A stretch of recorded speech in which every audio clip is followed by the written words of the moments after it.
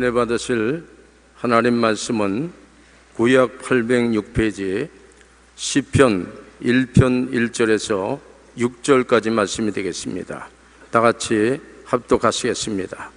복 있는 사람은 악인들의 꾀를 따르지 아니하며 죄인들의 길에 서지 아니하며 오만한 자들의 자리에 앉지 아니하고 오직 야훼의 율법을 즐거워하여 그의 율법을 주야로 묵상하는도다.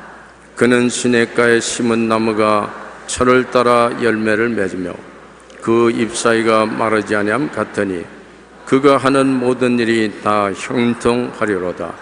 악인들은 그렇지 아니하며 오직 바람에 나는 겨와 같도다. 그러므로 악인들은 심판을 견디지 못하며 죄인들이 의인들의 모임에 들지 못하리로다. 무릇 의인들의 길은 야훼께서 인정하시나 악인들의 길은 망하리로다. 아멘. 오늘 모든 사람들이 인생을 형통하게 살고 싶어 하는 것입니다. 그러나 형통하게 사는 데는 조건이 있습니다. 그래서 시편 1편 1절로 6절에 형통함의 조건에 관해서 여러분과 함께 은혜를 나누고자 합니다. 인간이 하나님 안에서 복을 받기 위해서는 하나님이 지시하는 삶을 살아야 하는 것입니다. 하나님이 원치 않는 삶을 살면 형통할 수 없습니다. 하나님을 저버리고 인간의 힘으로 살겠다고 선언한 사람은 전국적으로 언제나 망했습니다. 1811년에 피테가 베를린 대학의 초대 총장이 되었을 때 그는 독일 국민에게 고함이라는 연설문을 통해 독일 민족만이 전 인류의 도덕적 개혁에 공헌할 수 있다고 주장을 했습니다. 나치 시대 독일은 맹목적으로 아리안 민족의 우수성을 강조하며 온 유럽을 전쟁의 불도가니로 몰아넣었습니다. 그 결과 독일은 역사의 파도에 침몰하고 마는 것입니다. 자기 민족만이 가장 우수한 민족이라고 주장하던 그 독일이 결국에는 패망했습니다. 일본은 자신들이 숭배하는 천황을 황신으로 신격화하고 아시아와 세계 지배를 정당화하는 일본 제국주의의 근거를 만들었습니다. 그러나 일본 역시 역사의 거대한 파도를 만나서 침몰해버리고 말하는 것입니다. 소련의 공산주의는 하나님도 없고 영혼도 정신도 없다고 하는 무신론적 유물론을 주장했습니다. 칼 막스는 종교는 인간이 만들었다 하며 종교는 어떤 아편이라고 신의 존재를 부인했습니다. 이처럼 하나님을 부정하고 철저하게 인본주의와 무신론에 발전한 소련 공산주의는 결국 역사 가운데 침몰하게 되어 처참하게 망하고 말았습니다.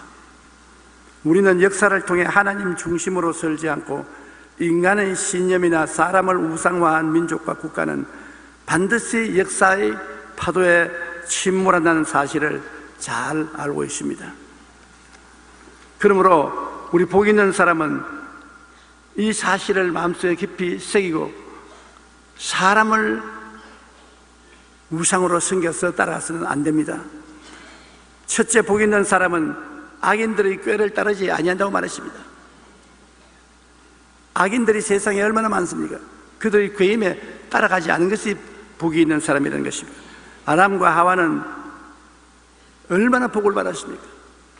사람이 하나님의 형상과 모양으로 지음을 받고 온 지구상에 있는 동식물을 다 다스리고 돌볼 고난을 받았으니 보통이 아닙니다. 그럼에도 불구하고 마귀에게 귀를 기울이고 마귀의 말을 듣고 그에 짝짝꿍해서 하나님을 반역하고 악을 도모했습니다. 마귀는 바로 그 자체가 악입니다. 악이라는 것은 쉽게 말하면 나쁜 놈입니다. 나쁜 놈. 야 이 나쁜 놈아, 야 이 악한 놈아, 똑같은 말입니다. 그 아담과 하와가 나쁜 놈하고 친구가 삼아서 같이 나쁜 놈이 되어버리고 말았었어요. 창세기 2장 17절에 선악을 알게 하는 나무의 열매는 먹지 말라, 먹는 날에는 내가 반드시 죽으리라고 했는데 마귀가 하와에게 정말 하나님이 그렇게 말씀하시냐? 그렇다고요. 동산 중앙에 있는 나무의 열매는 하나님의 말씀에 너희는 먹지도 말고 만지지도 말라 너희가 죽을까 하노라 하셨느니라. 죽는다고 했지 언제 먹지도 말고 만지지도 말라고 했습니까? 뱀이 여자에게 이르되 너희가 결코 죽지 아니하리라. 너희가 그것을 먹는 날에는 눈이 밝아져 하나님과 같이 되어 선악을 알 줄 하나님이 아심이라. 여자가 그 나무를 본즉 먹음직하고 보암직하고 지혜를 얻을 만큼 탐스럽는지라. 그 열매를 자기가 따먹고 자기와 함께 있는 남편에게도 주매 그도 먹었다고 말했습니다. 이것이 인류 비극의 시작인 것입니다. 범죄한 아담은 노동과 죽음의 형벌을 받게 된 것입니다.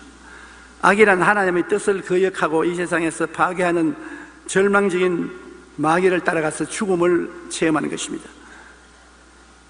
복이 있는 사람은 악한 자의 마귀를 따라가지 않습니다. 에레미야서 2장 13절에 내 백성이 두 가지 악을 행하였나니 곧 그들이 생수에 그런 데 나를 버린 것과 스스로 웅덩이를 판 것인데 그것은 물을 가두지 못할 터진 웅덩이라고 말했습니다. 하나님 없이 생수를 얻겠다고 온갖 노력을 다합니다. 과학, 문화, 생활 환경의 개선, 온갖 것 다 하죠. 그래도 마음에 행복이 없습니다. 왜냐하면 두 가지 악을 품고 있기 때문에 그렇습니다. 그 중에 한 가지 악이 생수의 근원이 되는 하나님 버린 것과 그 다음 하나님 없이 인본주의로 우물을 팠는데 물을 가두어 놓지 못할 터지는 웅덩이인 것입니다. 야고보서 1장 15절에 욕심이 잉태한 즉 죄를 낳고 죄가 장사한 즉 사망을 낳느니라. 이 세상의 그 무서운 일들은 악이 세상을 지배하고 있다는 증거를 보여주는 것입니다. 우리가 신문의 뉴스, 텔레비, 라디오 뉴스를 들어보면 하루에도 어떻게 어마어마하고 두려운 일들이 생기고 있는지 모릅니다. 그건 왜 그렇습니까? 배후에 악의 세력이 조종을 해서 우리 삶을 선하게 만들지 않고 나쁘게 만드는 것입니다. 마귀는 나쁜 마귀, 하나님은 좋은 하나님인 것입니다. 좋은 하나님은 예수 그리스도를 통해서 우리에게 좋은 삶을 주기를 원하고, 나쁜 마귀는 불순종하는 사람들을 통해서 우리의 삶에 나쁜 것을 가져오는 것입니다. 요한일서 5장 19절에 온 세상은 악한 자 안에 처한 것입니다. 요한복음 10장 10절에 도적이 오는 것은 도적질하고 죽이고 멸망시키는 것뿐이다. 그 마귀는 귀에 달콤한 소리를 하는 것 같아도 결국 따라가면 우리 삶을 도둑질하는 것입니다. 악한 마음이 있지 않습니까? 마태복음 15장 19절에 마음에서 나오는 것은 악한 생각과 살인과 간음과 음란과 도둑질과 거짓 증언과 비방이라. 악한 마음에서 악한 말이 나옵니다. 선한 마음에는 선한 말이 나오고, 그 사람 굉장히 선한 사람이다, 착한 사람이다. 왜? 같이 이야기해 보니까 굉장히 말이 선하다, 곱다, 아름답다, 좋다, 선한 사람이다. 그 사람 악한 사람이야. 말이 거칠고 싸나워 아주 나빠, 흉악한 말을 사용해. 속이 악하기 때문에 그것이 악한 말로 나오는 것입니다. 누가복음 6장 45절에 선한 사람은 마음에 쌓인 선에서 선을 내고 악한 자는 그 쌓은 악에서 악을 내나니 이는 마음에 가득한 것을 입으로 말함이라. 우리는 여러 가지 일을 감추옵니다. 처음 만나서 사람이 어떠한 사람인지 모릅니다. 그러나 좀 같이 지나면서 생활을 같이 해보면 그 입에서 나오는 말의 열매가, 선한 사람은 좋은 열매를 맺습니다. 그러나 악한 사람은 나쁜 말을 하는 것입니다.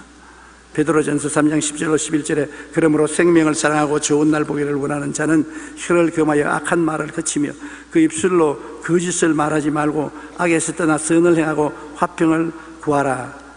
그것을 따르라고 말하고 있는 것입니다. 초대교회의 교부 크리소스톰은 하나님의 축복을 받은 비결은 바로 말에 있다고 말하는 것입니다.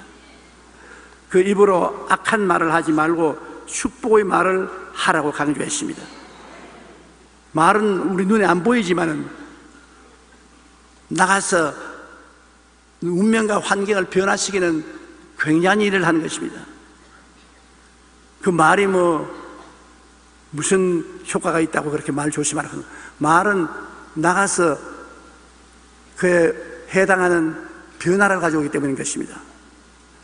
미국의 사상가 에머슨은 천사의 말을 하면 천사가 찾아오지만 악마의 말을 하면 악마가 찾아온다고 말하는 것입니다. 천사 같은 말을 하면 그 말이 나가서 환경을 천사처럼 만들어요. 그러나 악한 말을 하면 루시퍼 같이 악한 환경을 만들어요.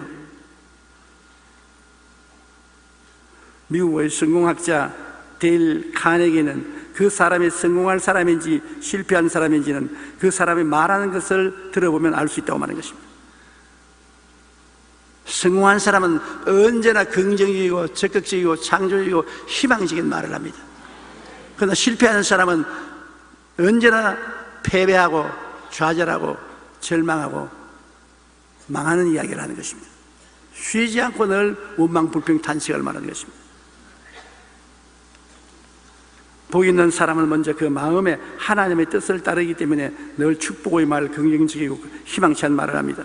그러나 악인은 그 마음이 악한 생각들로 가득하여서 악한 말과 악한 행위가 따르게 되는 것입니다. 그러므로 우리는 우리 말과 행위에 굉장히 조심해야 됩니다. 에베소 5장 5절로 9절에 너희도 정녕 이것을 알거니와 음행하는 자나 더러운 자나 탐하는 자나 우상 숭배자는 다 그리스도와 하나님의 나라에서 기업을 얻지 못하리니 누구든지 헛된 말로 너희를 속이지 못하게 하라. 이로 말미암아 하나님의 진노가 불순종의 아들들에게 임하나니 그러므로 그들과 함께 하는 자가 되지 말라. 너희가 전에는 어두움이더니 이제는 주 안에서 빛이라. 빛의 자녀들처럼 행하라. 빛의 열매는 모든 착함과 의로움과 진실함에 있나니라고 말한 것입니다. 그러므로 복이 있는 사람은 악한 자들의 꾀를 쫓지 않습니다. 악한 자들이 온갖 꾀를 내어서 환경을 도적질하고 죽이고 멸망시키더라도 복 있는 사람은 그 말을 들어보고 그 사람의 행동의 열매를 보고 그 생활을 보고 악한 자를 따라가지 않습니다. 누구도 분별하지 않고 그냥 막 따라 나섰다가는 큰일 나는 것입니다. 그러므로 나쁜 악한 사람을 따라가지 말고 친구로 삼지 말고 좋고 착한 성도와 가까이 지내고 친구로 지내면 복이 따르는 것입니다. 복이 있는 사람은 둘째로 죄인의 길에 서지 아니합니다. 죄라는 것은 율법이 주어졌는데 그것을 어길 때 죄가 되는 것입니다. 죄는 율법이 있어야 나타나는 것입니다. 로마서 5장 10절에 죄가 율법이 있기 전에는 세상에 있었으나 율법이 없었을 때는 죄를 죄로 여기지 아니하느니라. 율법이 없는데 무슨 죄를 지었습니까? 그러나 율법이 들어오면 그것을 어기면 죄가 되는 것입니다. 죄인의 길에 선다는 것은 한 가지 죄를 자꾸 계속해서 짓는 것을 말하는 것입니다. 겨울철에 보리밭이나 밀밭을 가로질러 길을 만드는 사람들이 많습니다. 우리가 학교 다닐 때 둘러가기 싫으니까 보리밭이나 밀밭을 가로질러서 자꾸 하니까 사람들이 지나간 보리밭은 보리나 밀이 다 죽어서 길이 나돼 있습니다. 그 보리밭 주인이 몽둥이를 들고 구석에 기다렸다가 우리가 보리밭을 지나가면 일어나 너무 자식들 너희들 때문에 보리농사 다 버렸다고 따라오고 달아났던 기억이 납니다. 우리의 죄도 그와 같습니다. 죄를 안 짓는 사람은 없지만은 죄는 지었으면 빨리 회개해야 돼요. 그 죄를 반복해서 계속하면 길이 돼버리고 마는 것입니다. 반질반질해지는 것입니다. 그러므로 죄인의 길에서 보혈의 능력으로 단호의 자유를 얻어야 되는 것입니다. 하나님이 우리에게 보혈의 능력을 준 것은 죄에서 자유를 얻게 하기 위해서 주신 것입니다. 그러므로 죄를 지으면 즉시로 예수 그리스도의 보혈로 씻어달라고 기도해야 되는 것입니다. 우리가 그 많은 죄를 지었는데도 불구하고 우리 하나님이 예수님을 보내셔서 우리의 죄를 다 대신 짊어지고 영원히 청산해버린 것입니다. 여러분과 난 과거의 죄, 지금의 죄, 장차 지을 죄까지 예수님이 다 청산해버리고 말한 것입니다. 죄의 값은 사망인데 우리는 오늘날 죄 때문에 지옥 가는 것이 아니라 믿지 않기 때문에 지옥 가는 것입니다. 하나님의 은혜를 받아들이지 않기 때문인 것입니다. 요한 1서 1장 7절로 9절에 그가 빛 가운데 계신 것 같이 우리도 빛 가운데 행하면 우리가 서로 사귐이 있고 그 아들 예수의 피가 우리를 모든 죄에서 깨끗하게 하실 것이요 만일 우리가 우리 죄를 자백하면 그는 미쁘시고 이로우사 우리 죄를 사하시며 모든 불의에서 깨끗하게 해주신다고 말씀하고 있는 것입니다. 우리가 죄인의 길에 서지 않으려면 주님이 주신 십계명을 늘 마음속에 비춰봐야 되는 것입니다. 얼굴을 깨끗이 하고 머리를 깨끗이 해서 사람들 앞에 서려면 늘 거울을 쳐다봐야 되는 것입니다. 그와 같이 우리 죄에서 해방되려면 십계명을 알아야 뭐가 죄인 줄 알기 때문에 십계명을 적어서 벽에 붙여놓든지 수첩에 넣어놓든지 해서 매일같이 봐야 되는 것입니다. 나의 외에 다른 신들을 내게 두지 말라. 너를 위하여 우상을 만들지 말라. 야훼의 이름을 망령되게 부르지 말라. 안식일을 기억하여 거룩하게 지켜라. 내 부모를 공경하라. 살인하지 말라. 간음하지 말라. 도적질하지 말라. 내 이웃에 대하여 거짓 증거하지 말라. 내 이웃을 탐하지 말라. 알아야 내가 그것을 안 하지요. 모르면 하게 된다고요. 그래서 늘 십계명을 내 주위에 두고 쳐다보고 그를 행하면 죄에서 승리하는 삶을 살 수 있는 것입니다. 그러면 하나님이 가차히 계실 수 있기 때문에 하나님의 은총을 우리가 누릴 수가 있는 것입니다. 미국 연방수사국 FBI에서 가장 잔혹한 유아 살해범들을 조사했더니 공통점이 발견되었습니다. 이들은 교회에 가본 적이 없고 폭력적인 TV나 게임에 빠져 있었습니다. 12년간 은행 강도들의 고통중도 교회에 가본 적이 없고 도박과 마약에 빠져 있었다는 것입니다. 미국의 범죄심리학자는 각종 범죄자들을 대상으로 심리조사를 한 결과 범죄자의 90%가 마음의 강팍한 사람이다. 마음이 아주 강팍해요.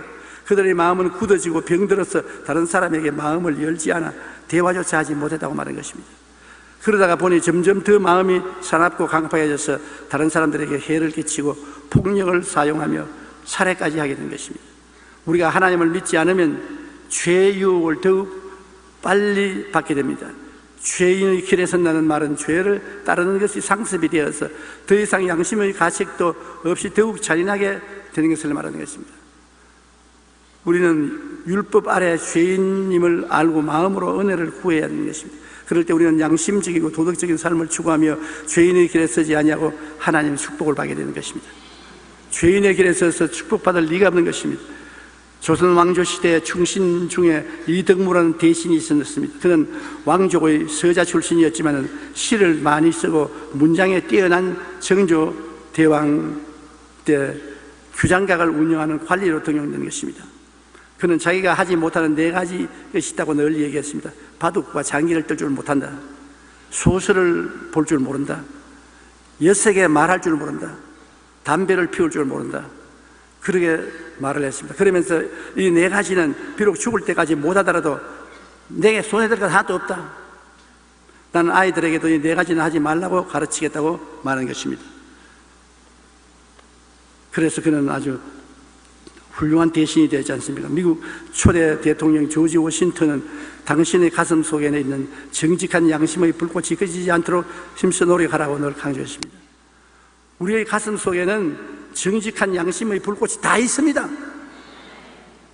그러나 그 불꽃이 꺼지면은 엄청나게 흑암의 세력에 잡히게 되는 것입니다. 맛있는 음식일수록 썩으면 냄새가 고약하게 나는 것입니다. 착한 사람일수록 악하게 되면은 무지무지한 악행을 행하는 것입니다. 우리가 삶의 모든 면이 형통하여 복받는 삶을 살기 위해서는 해야 할 것과 하지 말아야 될 것을 분별해야 하는 것입니다. 그리고 하지 말아야 할 것은 그리스도의 보혈의 능력으로 단호하게 물리치고 죄로부터 자유함을 얻어야 되는 것입니다. 그럴 때 죄인의 길에 서지 않고 축복된 삶을 살 수가 있는 것입니다. 아이 뭐 잠시 조그만 악을 범했는데 이 뭐 조그마한 죄인데, 조그마한 죄가 없습니다. 조그마한 악이 들어오면 큰 악이 뒤에서 연줄로 따라 들어옵니다. 조그마한 죄를 지으면 큰 죄가 뒤를 따라서 줄줄이 들어오는 것입니다. 그러므로 복을 받으려면 악인들의 꾀를 쫓지 말고 죄인들의 길에 서지 말아야 되는 것입니다. 셋째로, 오만한 자의 자리에 앉지 말라고 하는 것입니다. 교만한 자리에. 날 좀 보소, 날 좀 보소. 당신들보다 내가 나으니까 날 좀 보소. 이 바로 노아의 후손들이 그렇게 하는 것입니다. 노아의 홍수 이후에 하나님은 온 지면에 흩어져서 살아라고 했는데, 그들은 우리가 한 곳에 모여서 떨어지지 말고 살자, 그리고 탑을 지어서 하늘에 닿게 하여 하나님과 동등하게 되자. 그 다음에는 홍수를 내어도 물이 차올라오지 못하게 하늘 끝까지 탑을 쌓자. 그래서 하나님을 거역하고 다 모여서 시날 평지에서 탑을 쌓기 시작한 것입니다. 하나님 말씀하기를 그들이 이렇게 한 마음이고 한 말을 하는 사람들이 모여서 이 일을 시작한 즉 막을 자가 없겠다고 말한 것입니다. 그래서 하나님이 내려오셔서 그들이 말을 혼돈시켜버리므로 서로 말이 통하지 않으므로 흩어지고 말았습니다. 바벨탑의 교만은 인간이 언제고 하나님을 거역하고 교만해질 수 있다는 것을 볼 수 있는 것입니다. 창세기 11장 4절에 또 말하되 자 성읍과 탑을 건설하여 그 탑 꼭대기를 하늘에 닿게 하여 우리 이름을 내고 온 지면에 흩어짐을 면하자.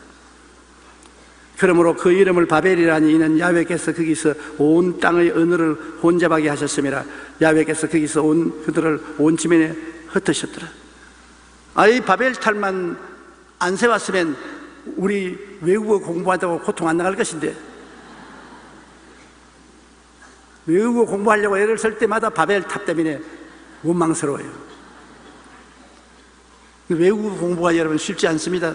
저는 영어도 공부했고 불어도 공부했고 독일어도 공부했고 일본어도 공부했습니다. 그런데 나중에는 이게 저게 갖고 아주 혼돈이 되고 바벨탑만 욕하게 돼요.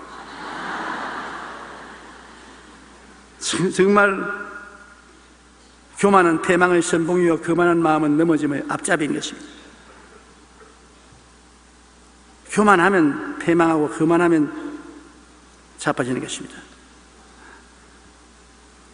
옛날에 이스라엘에 대제사장이나 바리새인이나 사두개인은 자기를 과대평가했습니다. 굉장한 지위를 가진 줄 알고 의시되고 사람들을 무시하고 예수님을 잡아 죽인 당사자들이 되는 것입니다.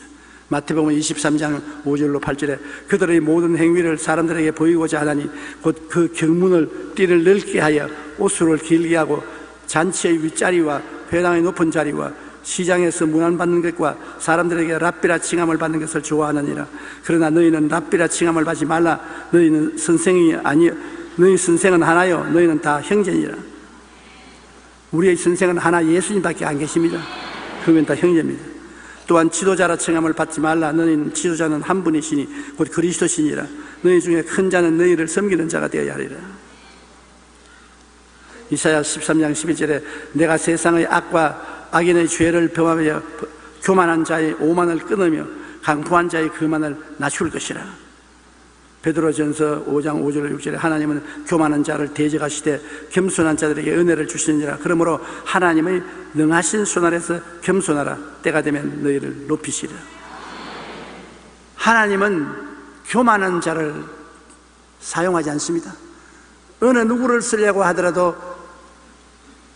교만을 깨뜨리고 난 다음에야 그 사람을 씁니다. 그렇기 때문에 구약에도 보면 하나님이 사용한 사람들이 고난을 많이 겪었습니다. 요나도 물고기 뱃속에 들어가서 죽을 고비를 겪었습니다. 그걸 통해서 교만이 깨진 것입니다. 모세도 광야에서 40년 동안 방황하며 목동으로서 그 교만이 다 깨졌습니다. 전부 여지없어 손들고 옵니다. 교만이 깨어지고 손들고 오는 사람을 주님이 사용하시는 것입니다. 하나님은 교만을 굉장히 미워하시는 것입니다. 나폴레옹이 러시아를 정복하기로 계획했을 때 충성스러운 장군이 그를 찾아와 이렇게 말했습니다. 각하, 부탁드립니다. 이번 러시아 원정을 취소하시옵소서. 각하께서는 지금까지 수많은 나라를 정복하셨습니다. 그것만으로 충분하지 않습니까? 러시아 정복을 그만하소서. 나폴레옹은 그의 충고를 듣지 않았습니다. 장군은 마지막으로 한 번 더 간청하면서 아무리 사람이 이 일을 계획해도 그 일을 성취시키는 분은 하나님이 하십니다. 그러므로 이번엔 러시아 원정은 하나님 뜻이 아닙니다. 취소하십시오. 이 말을 들은 나폴레옹은 크게 화를 내면서 이렇게 소리를 지르습니다. 내가 모든 일을 계획하고 성취한다. 무슨 하나님이 일을 계획하고 성취해? 그리고 오만하게 러시아 원정을 출발했습니다. 그러나 그 결국 러시아 원정에서 실패하고 패망하여 나폴레옹은 망하고 마는 것입니다.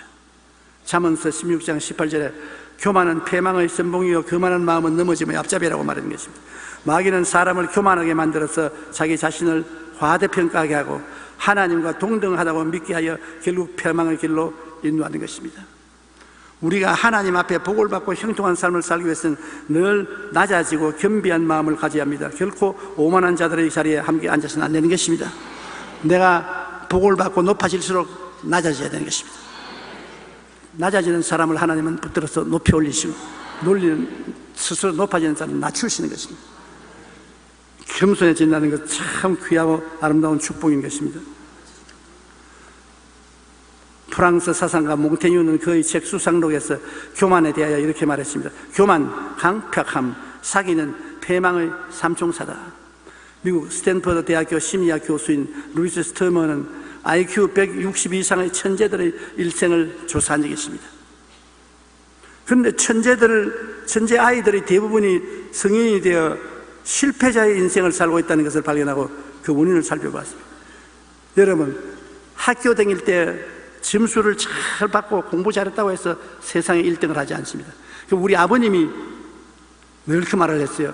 6.25 때 생활이 어렵고 공부할 시간도 없고 늘 나가서 일을 해야 되고 장사를 해야 되고 하니까 불평을 말했습니다. 이래가지고 어떻게 공부를 하냐. 그러니까 아버님이 하는 말이 학교에 1등 한다고 세상에 1등 하지 않는다. 사람이 되어야지 머리만 좋다고 1등 하는 줄 아냐. 그래서 나는 그 말을 듣고 자기가 못 나누니까 저는 변명을 한다. 제가 아주 고약한 마음을 가졌습니다. 아버지 말만 하면 대항을 해, 속으로. 겉으로 말 못해도 속으로 대항을 해요. 그런데 내가 아버님 나이가 되어 보니까 그 말이 정말이요. 학교 1등이 세상의 1등은 아닌 것입니다. 가만히 보면 세상에서 중간지음 하는 사람들이 다 지도자가 되었지 1등 하는 사람은 바람과 함께 사라졌어요. 물론 자식들이 1등을 하고 하면 좋죠. 그러나 1등도 예수님 믿고 하나님 앞에 무릎을 꿇고 1등을 해야지 하나님 앞에 겸비하지 않고 스스로 1등 한다고 머리를 흔들면 패망하는 것입니다. 첫째, 내가 최고라는 교만한 마음이 있습니다. 1등을 한 사람은 나는 최고다 이런 교만이고, 둘째, 교만으로 마음이 강팍해져서 다른 사람의 말을 듣지 않습니다. 다른 사람이 충고라도 안 들어요. 보통 남편들은 아내의 말을 잘 듣습니다. 그것도 아내가 말을 잘해요. 여러 가지 일에 대해서 간섭을 많이 합니다. 어떤 때는 마음이 화가 나고 고약해도 잘못하면 밥 못 얻어먹을까 싶어서 말 안 합니다. 고개 끄덕끄덕 하는 것은 꼭 동의하면서 끄덕끄덕 하는 건 아닙니다. 속으로 반대해도 평안하려고 그렇게 하는 것입니다. 그러나 많은 일을 지나고 보면 아내가 하는 말을 들었을 때 실패 안 한 것을 기억할 수 있습니다. 자기가 잘났다고 생각하는 사람은 아내가 무슨 말하면 학교에서 1등도 못한 지꼬라스에 무슨 남을 충고를 해. 웃기는 소리 하지 마라. 남은 충고를 안 들어요. 그러니까 이 사람은 결코 성공하지 못합니다. 이 세상의 일이라는 것이 많은 사람이 서로 지혜를 합쳐서 서로 충고하고 충고를 받고 해서 성공하는 것입니다. 훌륭한 정치가, 훌륭한 대통령도 나라를 잘 다스리려면 밑에 부리는 신하들의 말을 잘 들어야 돼요. 자기만 지혜하지 말고 다 말을 듣고 그 다음엔 종합해서 결정을 내려야 되는 것입니다. 셋째로 고집불통에 대해 무모하게 행동하다가 결국 실패하는 것입니다. 저희가 천재니까 고집불통입니다. 천재는 되게 고집불통입니다. 내가 어떤 사람이다, 내가 학생 시절에 어떻게 했는데, 그러면 삭수가 놀았습니다. 그러므로 교만은 패망의 선봉이요 거만한 마음은 넘어지면 앞잡이가 되는 것입니다. 아무리 머리가 뛰어나고 재능이 좋아도 그 모든 것을 주신 하나님을 의지하고 교만하면 실패합니다. 교만하고 오만을 저버리고 하나님 앞에 낮아져야 되는 것입니다. 하나님 앞에 무릎을 꿇어야 하나님이 축복해 줄 수가 있는 것입니다. 미국의 콜롬비아 대학의 역사 교수인 찰스 비어드 박사는 한평생 역사와 정치학을 연구했습니다. 한 기자가 그에게 이런 질문을 했습니다. 박사님은 한평생 역사 연구를 하신데 거기서 얻은 결론이 뭡니까? 인간 세상이 얻었다고 생각합니까? 찰스 비어드 박사는 이렇게 대답했습니다. 개인이나 국가나 욕망과 교만이 날뛰면 결국 멸망한다는 사실이 내가 역사의 교훈에서 배웠습니다. 두려운 말입니다. 한 개인이나 국가가 전부 탐욕을 가지고 날뛰면 부정을 하지 않습니까? 그리고 교만해야 날뛰면 분쟁을 하지 않습니까? 우리 보고 하는 말 같아요. 남편 여러분, 아내를 무시하지 마십시오. 어떻게 안 무시하냐? 아내가 말하거든 끝까지 잘 들어주십시오. 바보 같은 말을 해도 끝까지 잘 들어주십시오. 그리고 대답을 해주고, 아내 여러분도 남편이 말하거든 받지 말고 끝까지 참고 들어주십시오. 사람이 인정을 받는다는 것이 굉장히 용기와 힘이 되고, 무시당하는 것은 굉장한 모욕감을 느끼게 되는 것입니다. 그 다음에 넷째로 우리가 하나님께 복받기 위해서는 야훼의 율법을 즐거워하라 하는 것입니다. 여러분, 야훼의 율법이라는 우리 인상의 법률책을 생각하므로 인상이 나쁩니다. 유대인들은 성경을 율법이라고 그랬습니다. 성경이라고 했으면 좋았겠는데 성경을 율법이라고 그랬어요. 그러므로 야훼의 율법을 즐거워한다는 것은 항상 휴대하고 되는 것입니다. 자기가 즐거워하는 일이 있으면 그 일을 하고 하지 않습니까? 요새 어린아이들은 컴퓨터 게임에 완전히 중독이 되지 않습니까? 즐거워하니까. 무엇이 즐거워하는 것과 같이 있고 그것을 하기를 원합니다.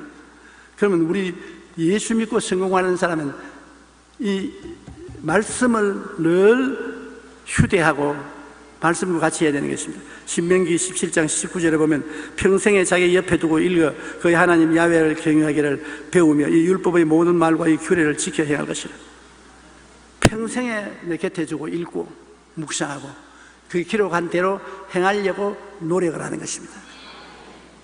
시편 119편 105절에 주의 말씀은 내 발의 등이요 내 길의 빛이다. 그러면 말씀이 우리에게 주는 지혜와 총명과 모략과 재능이 우리의 등이 되고 빛이 되고 우리를 성공시켜 주는 것입니다. 항상 휴대해야 되는 것입니다. 찰스 1세의 폭정으로 고통받고 있던 영국을 구원한 크롬웰은 언제나 하나님의 편에서 일하는 사람이 되어라고 기도하는 일과 성경 읽는 것을 게을리해서는 안 된다고 말하는 어머니의 가르침을 잊지 말았습니다. 어머니가 자기 아들인 크롬웰에게 기도하고 성경 읽는 것을 등한하지 마라. 어디 가든지 성경책은 포켓에 넣어야 되니라. 그래서 전쟁터에 나갈 때도 늘 기도하고 조그마한 포켓 성경을 포켓에 넣어서 나갔습니다. 그런데 어느 날 그는 가슴에 총탄을 맞고 말에서 떨어졌습니다. 한참 전쟁이 불붙는데 총탄이 맞아 떨어집니다. 그 보좌관을 보고 이제 나 죽네. 잘 있게.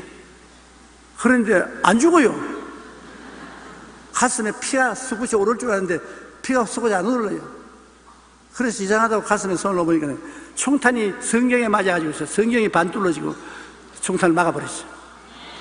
성경 덕분에 살았어요. 이건 실제로 일어난 일이겠지만 영적으로도 말씀이 우리에게 총탄을 막아주는 방패가 되는 것입니다. 말씀과 함께 의지하는 그런 마침내 전쟁을 승리로 이끌고 나라를 오늘날까지 영국인의 존경을 받는 나라로 공화국으로 만들었던 것입니다. 우리가 무엇하든지 어디에 있든지 하나님과 함께 할 때는 형통한 삶을 살지만 하나님을 떠나서는 어떤 수고도 헛될 뿐인 것입니다. 그러므로 말씀을 늘 같이 하라는 것입니다. 영국의 존 웨슬리는 모든 축복 중에 제일은 하나님과 함께하는 축복이라고 말했습니다. 하나님이 같이 계시는 것이 제일 큰 축복이지요. 하나님이 함께 계시면 하나님이 가만 계시는 하나님입니다. 하나님은 좋은 하나님인 것입니다. 그냥 들어와 오시면 자꾸 좋은 일을 하지 가만히 있지 못합니다. 하나님은 항상 좋은 일을 자꾸 해요. 하나님과 같이 있는 것이 제일 큰 축복이죠. 그러므로 말씀을 밤낮 읽고 묵상하는 것, 내가 말씀을 꼬지꼬지 묵상해서 생각해 보는 것 얼마나 좋습니까? 여호수아 1장 8절에 이 율법책을 내 입에서 떠나지 말게 하여 주야로 그것을 묵상하여 그 안에 기록된 대로 다 지켜 행하라. 그리하면 내 길이 평탄하게 될 것이며 내가 형통하리라. 하나님 말씀과 형통은 같이 따릅니다. 하나님 말씀이고 우리 삶의 형통은 형통이고 삶하고 관계가 없다고 생각하면 큰일인 것입니다.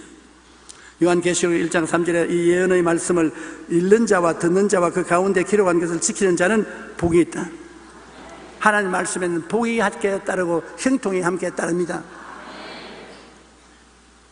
위계한 나라, 발전하지 못한 나라가 빨리 개명해지고 발전하려면 하나님의 말씀을 받아들여야 되는 것입니다. 그게 제일 속결입니다. 교회를 세우고 하나님 말씀을 가르치고 말씀으로 따라서 살면은 신속하게 성장하고 발전하는 것입니다. 미국의 대통령이었던 아브라함 링컨은 어린 시절 추억 중에 가장 인상에 남는 것은 어머니 무릎에 앉아서 성경 말씀을 들었던 것이라고 말했습니다. 특히 귀가 닳도록 십계명을 되풀이하여 들려주는 것을 잊을 수가 없었다고 했는 것입니다. 그가 공직에 있을 때 뇌물의 유혹을 많이 받곤 했는데 그때마다 거절하면서 그는 이렇게 말했습니다. 도둑질하지 말라. 주의 하나님의 말씀이니라. 링컨의 방에는 깃발 하나가 걸려 있었는데 거기에는 마음을 강하게 하고 담대히 하라. 두려워 말며 놀라지 말라. 내가 어디로 가든지 내 하나님 야훼께서 너와 함께 하시느니라. 대통령으로 직무를 다하다가 힘이 들 때마다 이 말씀을 보고 큰 힘과 용기를 얻었다고 말하는 것입니다. 우리가 범사에 형통한 삶을 살기 위해서는 무엇보다도 늘 말씀 가운데 서야 하는 것입니다. 말씀이 바로 형통인 것입니다. 인류 역사상 전성기를 누렸던 나라와 민족을 보면 그들은 철저히 하나님을 중심으로 했을 때 놀라운 축복을 받고 영향력을 발휘했던 것을 알 수 있습니다. 독일은 마르틴 루터가 종교개혁을 일으킨 후 말씀 중심으로 살면서 엄청나게 번창하고 세계에 영향력을 미친 나라가 되었습니다. 그러나 그 후 독일 민족을 우상화하고 하나님 중심의 삶을 저버린 비태 같은 사람의 가르침을 받은 독일 국민은 하나님 중심으로 사는 삶을 저버리고 파멸하고 마는 것입니다. 스위스는 작은 산악국가에 불과했지만 칼빈에 의해 개신교가 뿌리를 내린 후에 잘 사는 나라가 되어 오늘날 세계가 부러워하는 나라가 되어 있습니다. 저는 스위스에 가서 제일 놀란 것은 평지가 없어요. 전부 산이에요. 그곳에 들어가서 잘 살 수가 없어요. 완전히 산악지대인 것입니다. 그런데도 세계 1등 국가로 사는 것입니다. 칼빈이 바로 스위스 사람인 것입니다. 기독교 개혁운동을 일으켰고 온 국민 전체가 주님을 잘 믿는 나라가 되자 그렇게 축복을 받는 것입니다. 덴마크도 마찬가지입니다. 덴마크는 오스트리아와 트루시아의 전쟁에서 참패하여 기름진 땅을 빼앗겨 처참한 처지에 있게 되는 것입니다. 그때 절망하고 허덕이는 국민들을 향해서 그룬투비 목사가 일어나서 3회 운동을 하기 시작했습니다. 하나님을 사랑하자, 이웃을 사랑하자, 자연을 사랑하자. 그룬투비 3회 운동을 통해서 온 덴마크의 학교에 말씀을 가르치고 하나님을 섬기는 것을 가르치겠습니다. 그 결과 100년이 못되어 덴마크는 이 세상에서 가장 우수한 농업국가가 되고 가장 잘 사는 나라 중에 하나가 된 것입니다. 해가 지지 않는 나라로 전 세계 장악하던 시절에 영국은 말씀으로 나라를 통치하던 빅토리아 여왕 시대였던 것입니다. 여왕은 늘 성경을 옆에 두고 생활하며 성경을 읽고 묵상하고 하나님을 찬양했습니다. 그 결로 조그마한 영국이 식민지를 가지고 있는 나라가 되어서 영국의 땅에는 해가 지지 않는다고 말하는 것입니다. 미국은 우리가 너무나 잘 알고 있듯이 신앙을 위해 신대륙으로 건너와 제일 먼저 교회를 세우고 하나님을 중심으로 한 나라를 세운 순례자들에 의해서 된 나라인 것입니다. 그리고 온 세계에 복음을 나누고 선교사를 파송했습니다. 오늘날 미국은 세계 역사상 가장 강력한 나라로 성장했습니다.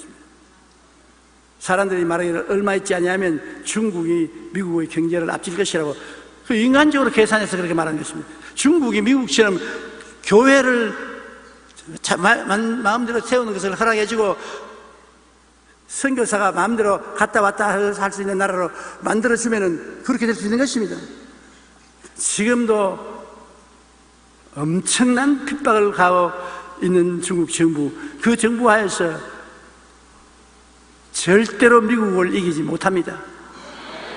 미국도 많이 타락했고 이방신이 많이 들어왔지만 그래도 미국은 하나님을 중심으로 씁니다. 오늘날도 1년에 한 번씩 대통령이 기도의 날을 정해서 온 국민에게 선포하고 온 국민이 기도합니다. 바로 5월 기도의 날에 미 8군 사령부에는 기도의 날 설교자로 제가 가서 설교하게 되어 있는 것입니다.